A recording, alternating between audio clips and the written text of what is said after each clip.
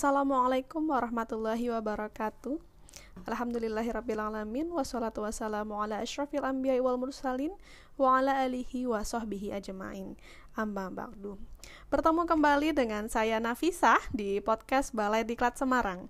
Gimana kabarnya para pendengar setia podcast kami? Semoga selalu dilimpahkan nikmat sehat dan nikmat bahagia tentunya ya.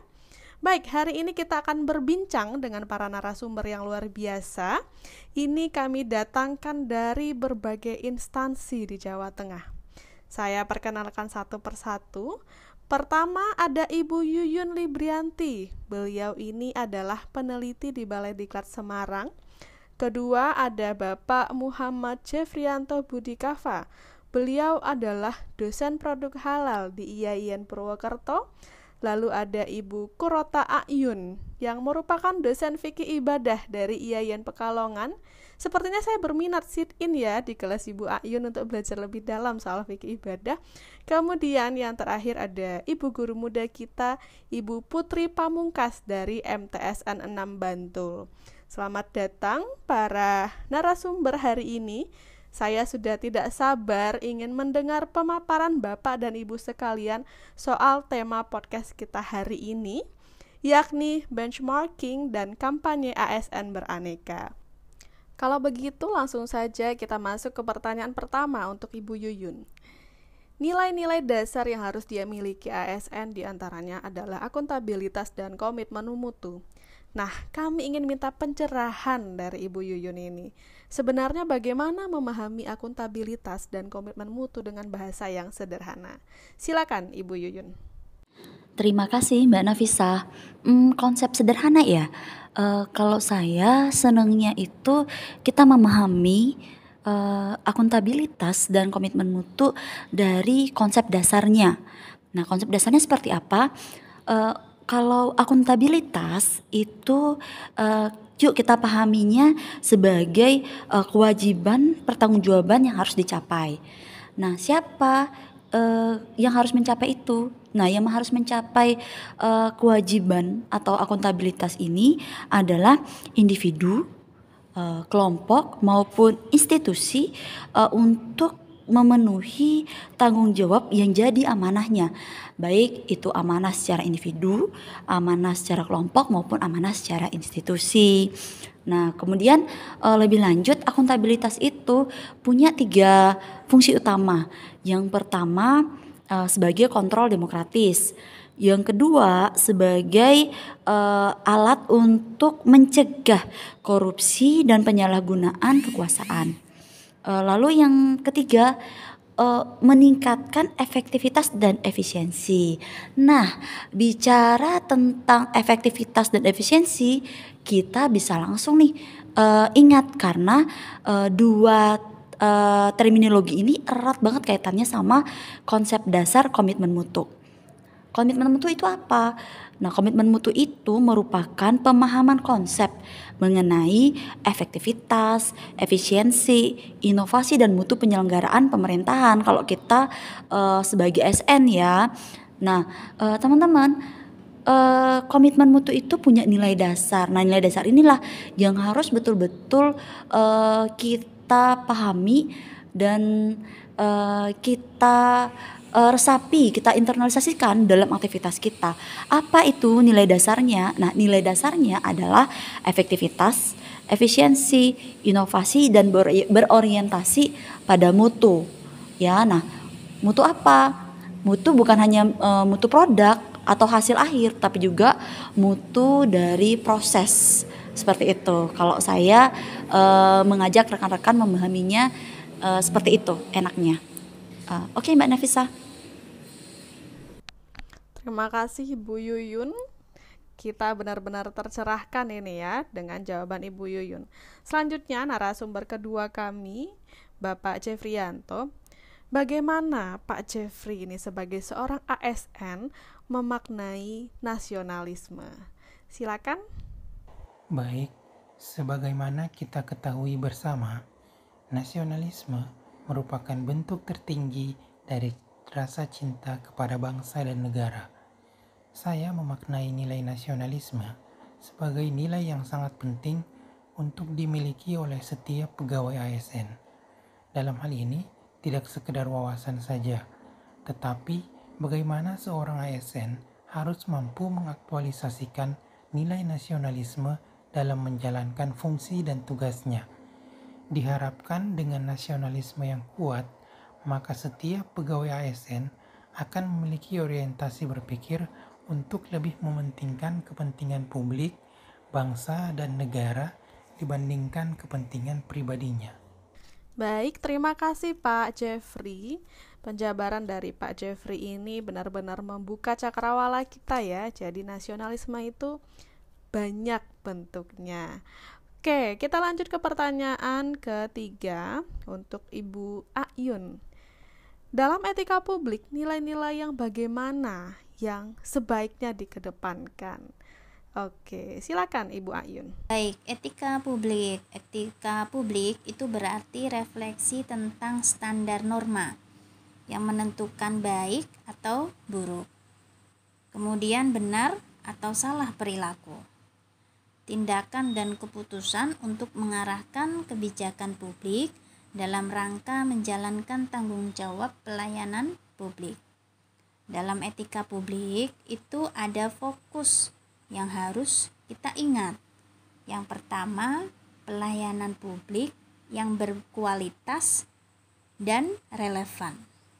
Kemudian yang kedua, etika publik dari sisi reflektif itu menentukan sarananya, baik kebijakan publik dan juga alat evaluasi. Kemudian yang ketiga, ada modalitas etika. Modalitas etika ini sebagai penghubung antara moral dan tindakan. Bagaimana bisa bertindak baik? Bagaimana etika bisa berfungsi? Apa saja yang dibutuhkan?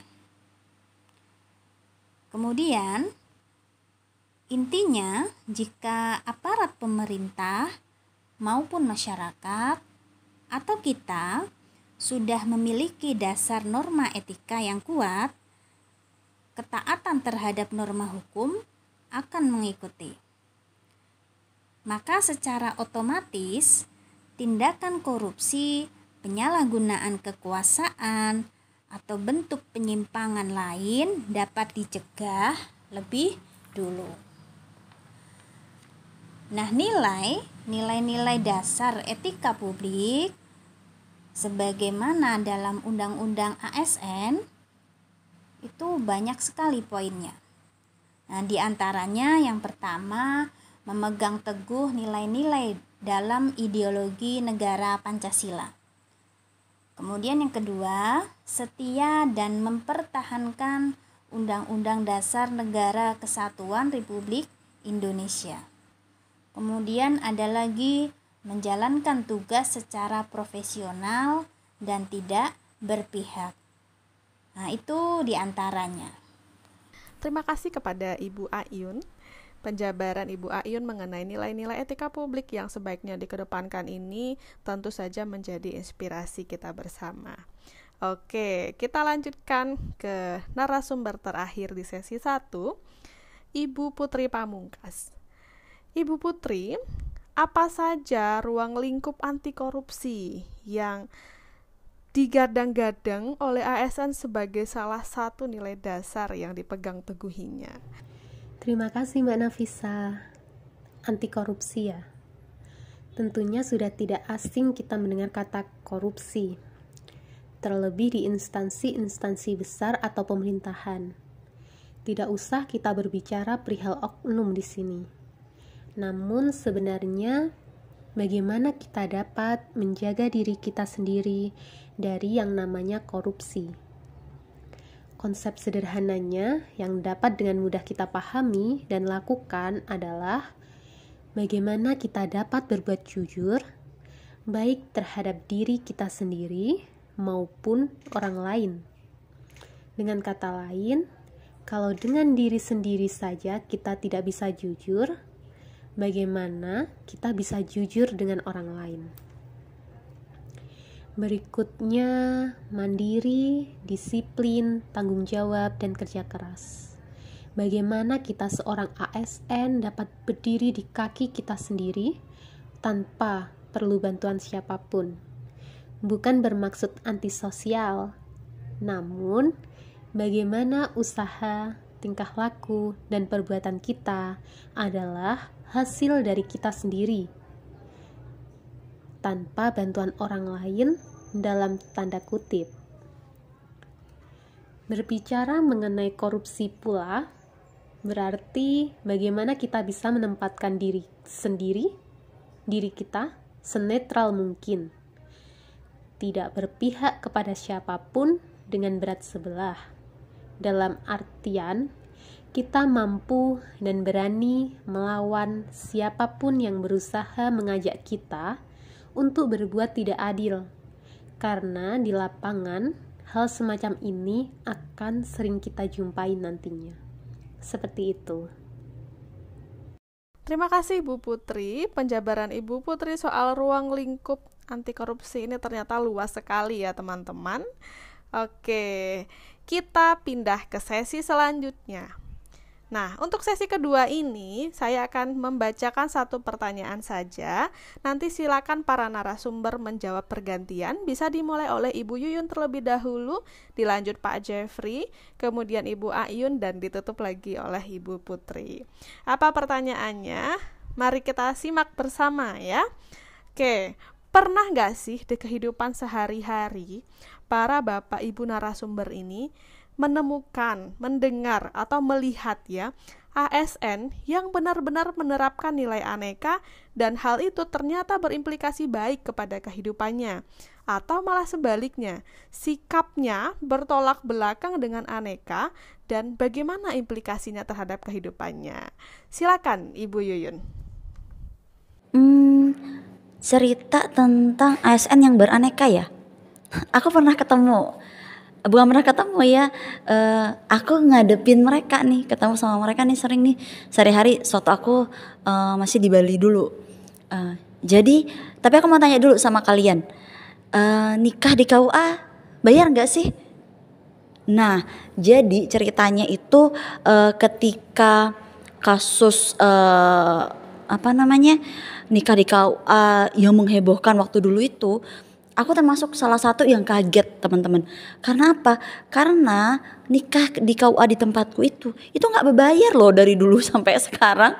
Sampai setelah ada peraturan pemerintah tentang nikah di KUA tuh biayanya Rp0. Itu sudah dipraktekkan dari sejak zaman dahulu kala sama senior-senior ASN yang ada di tempatku.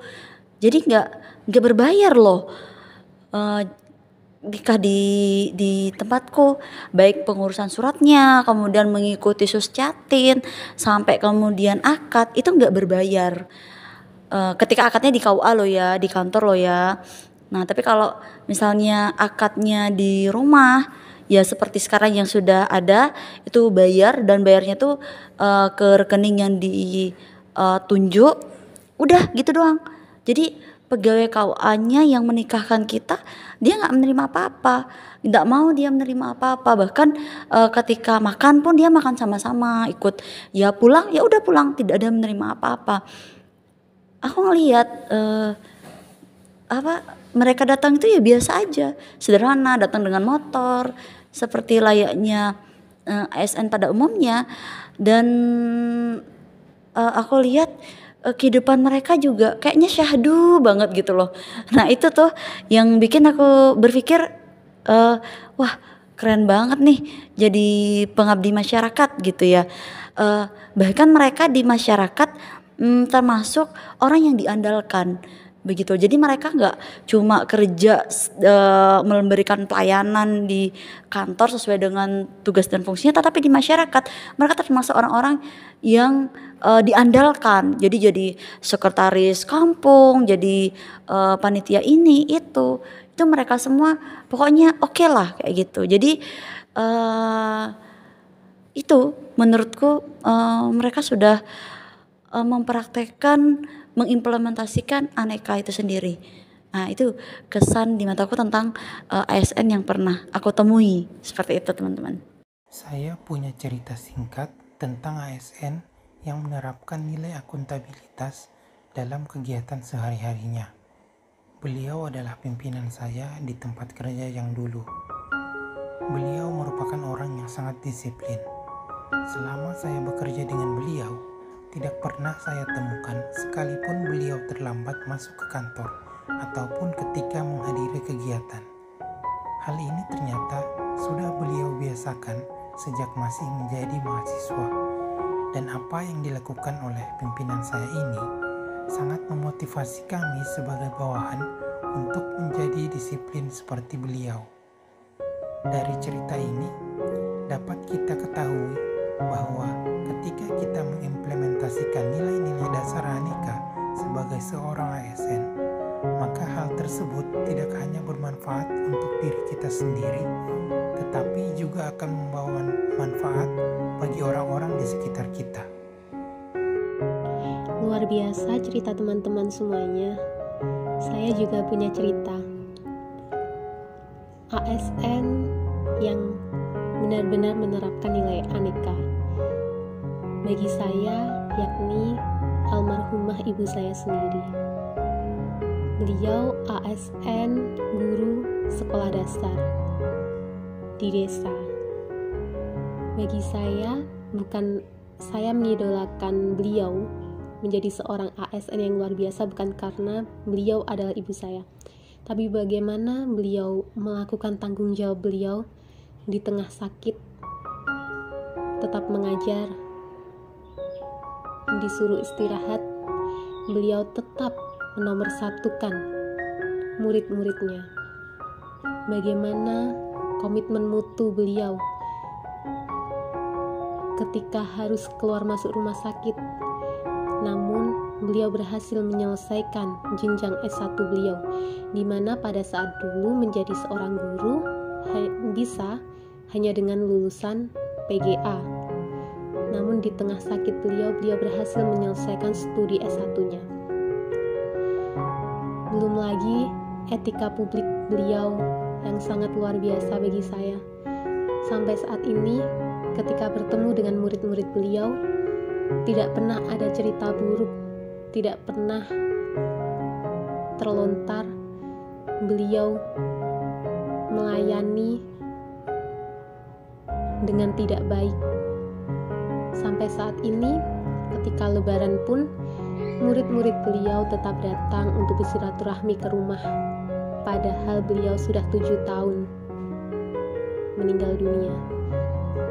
Bagi saya, beliau adalah inspirasi saya. Beliau adalah the real ASN. Beliau adalah sosok yang ingin saya tiru, yang bisa kita jadikan contoh juga tentunya. Karena nomor 1 dari pekerjaan kita adalah melayani publik, tanggung jawab, komitmen mutu, anti korupsi, dan lain sebagainya. Dan ketika seseorang sudah tidak ada, namun hal-hal baik masih ada di ingatan orang lain, berarti orang tersebut benar-benar baik. Terima kasih. Wah, luar biasa ini sharing cerita dari keempat narasumber kita. Ada ASN yang benar-benar menerapkan nilai Aneka, kemudian berimplikasi baik terhadap kehidupannya. Dan juga ada yang sebaliknya ternyata ya, oknum ASN nakal yang nilai yang dijunjung tingginya itu bertolak belakang dengan nilai Aneka. Dan tentu saja sedikit banyak akan berimplikasi buruk terhadap kehidupannya. Semoga kita menjadi orang-orang yang beruntung, yang ada di posisi pertama ya teman-teman semua. Sekian dulu dari saya. Semoga podcast ini bisa menjadi wahana belajar untuk saya, untuk narasumber, dan untuk teman-teman yang mendengarkan. Terima kasih telah setia sampai akhir. Saya pamit undur diri. Wallahul muwaffiq ila aqwamit thoriq. Wassalamualaikum warahmatullahi wabarakatuh. Menjadi ASN profesional berkarakter Aneka, saya siap. Menjadi ASN profesional berkarakter Aneka, saya siap. Saya siap beraneka. Saya siap beraneka. Saya siap beraneka.